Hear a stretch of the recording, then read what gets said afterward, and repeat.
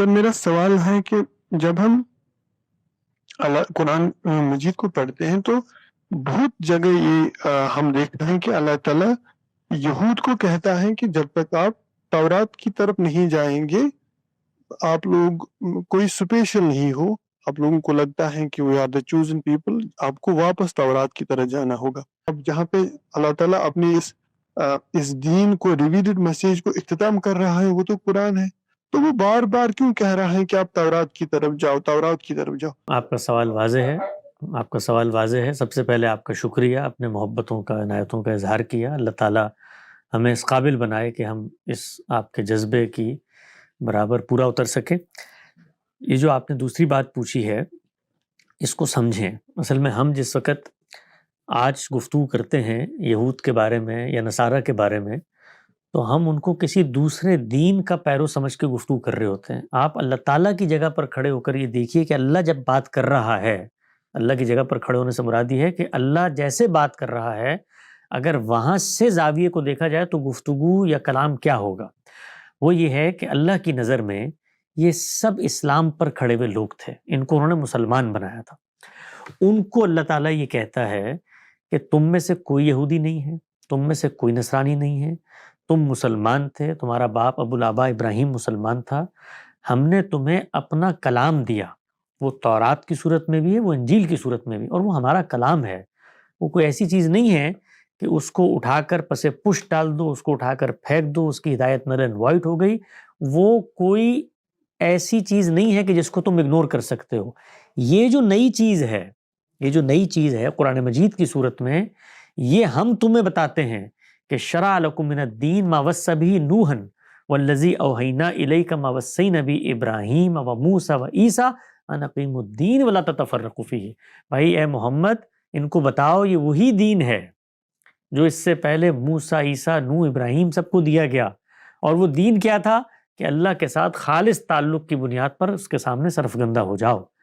تو اللہ اپنے ماننے والوں کو، یہود بھی اللہ کو مانتے ہیں، نصارہ بھی اللہ کو مانتے ہیں، مشرکین عرب بھی اللہ کو مانتے ہیں، ان کو یہ کہہ رہا ہے کہ تم میں سے جو شخص اللہ کو مانتا ہے نا، تو یہ جو کتاب ہم پیش کر رہے ہیں یہ اسی اللہ کی کتاب ہے جس اللہ کو تم مانتے ہو۔ اچھا تم اس کو نہیں مان رہے، اس پر عمل درآمد نہیں کر رہے، تو اس کو مانتے ہو جو تمہاری کتاب ہے، وہ بھی میری کتاب، اس پر تو عمل درآمد کرو۔ کیوں؟ کیونکہ وہ آج بھی تمہارے لیے ریلیونٹ ہے، اس میں آج بھی خدا کی ہدایت ہے، اس میں آج بھی خدا کا نور ہے۔ جب تم اس پر عمل درآمد کرو گے تو یہ ہو ہی نہیں سکتا کہ اس کے بعد تم قرآن مجید کی طرف نہ ہو۔ کیوں؟ کیونکہ وہ کتاب تو یہ کہہ رہی ہے کہ خدا کی یہ تعلیمات ہوتی ہیں، ہر پیغمبر آنے سے پہلے دوسرے کی پیشن گوئی کرتا ہے، ان کتابوں میں اس پیغمبر کی پیشن گوئی موجود ہے۔ قرآن مجید نقل کر رہا ہے ان کے بارے میں کہ اس کے بعد انہوں نے کہا تھا من بعد اسمہ احمد ہوگا۔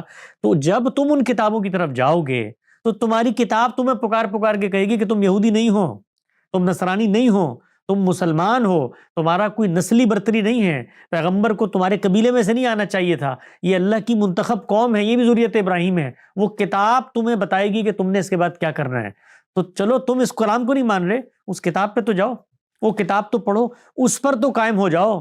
تو اس کتاب پر قائم ہونے کے بعد یہ ہو ہی نہیں سکتا کہ وہ قرآن مجید کا انکار کرے، کیونکہ وہ کتاب پر اگر وہ قائم ہو جائیں تو وہ کتاب تو تقاضا یہ کرتی ہے کہ جہاں سے جس پیغمبر سے جب حق ملے گا تم نے اس کو اخذ کرنا ہے۔ وہ ان کی پیشن گوئیاں کر رہی ہے، وہ ان کو بتا رہی ہے کہ پیغمبری گروہی تعصبات کی بنیاد پہ نہیں دی جاتی، وہ ساری جو ان کی مذہبی بدعات ہیں ان سب کو رفع کر رہی ہے۔ آپ بائبل کا مطالعہ کریں، جو 3 بڑے انحرافات پیدا کیے ہیں مسیحیت نے۔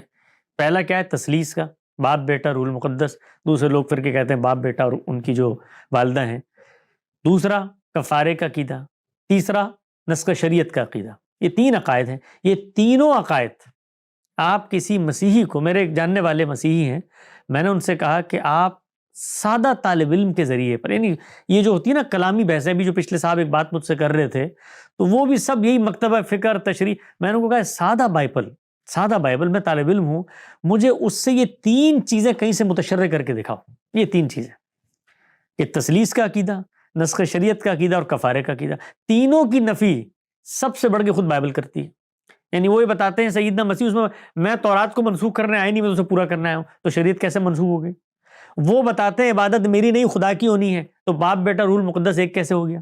وہ یہ بتاتے ہیں کہ ہر آدمی کو اس کا انجام، اس کا اجر ملے گا، کوئی کسی کا بوجھ نہیں اٹھائے گا، تو انہوں نے جان دے کر کیسے کفارہ ادا کر دیا تمہارے قیامت تک کے گناہوں کا، تو وہ اس کی نفی کر رہی ہے۔ تو جیسے ہی آپ اس کتاب میں جائیں گے، اس پر ایمان لائیں گے، تو ناگزیر ضرورت ہے آپ کی کہ آپ کو اس کے بعد قرآن مجید کو ماننا پڑے گا۔